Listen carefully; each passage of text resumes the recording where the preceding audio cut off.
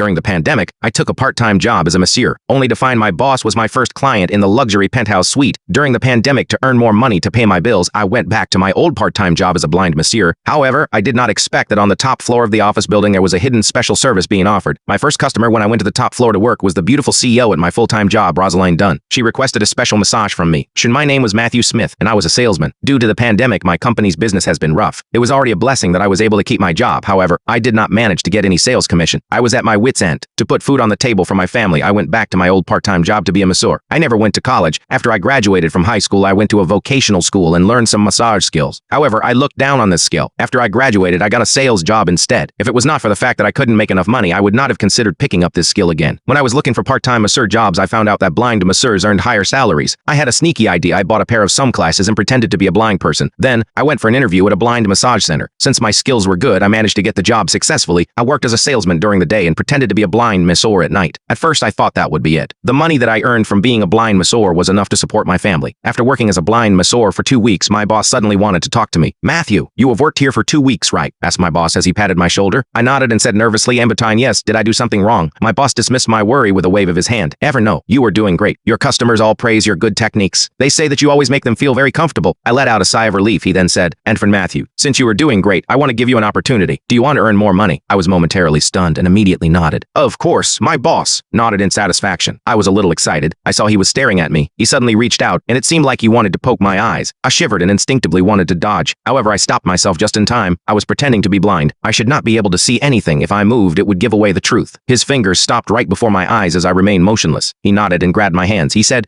"Matthew, we provide a hidden service on the top floor." "What kind of service is that?" I asked. He said meaningfully, "And because you are in this industry, so you would know that some people are more sensitive when they are being massaged. Some of them feel pleasure from it, right?" I nodded. I learned that when I was in vocational school. Besides, during the 2 weeks that I was here, I met customers who were a bit more sensitive than others. They could not bear the stimulation from the massage after a short while. Those who are on the top floor are RBS. You have to be careful not to provoke them. If they like your service, you would be able to earn a lot of money. A little tip from them might be worth more than your salary. My eyes widened behind my sunglasses. It sounded too good to be true. I gulped and immediately said, "Don't worry. I will do my best. You can head to the top floor tomorrow. I have high hopes for you." He patted my shoulder and left. I clenched my fist in excitement after he left. After work the next day, I rushed to the massage center. Someone led me to the top floor and into a room. I was shocked when I looked at the furnishings. The room looked very luxurious. An average person would not be able to afford something like this. "Matthew, get ready. The BFA is almost here." The supervisor came in to inform me. I nodded and stood by the door. I lowered my head as I waited. After a while, the door opened.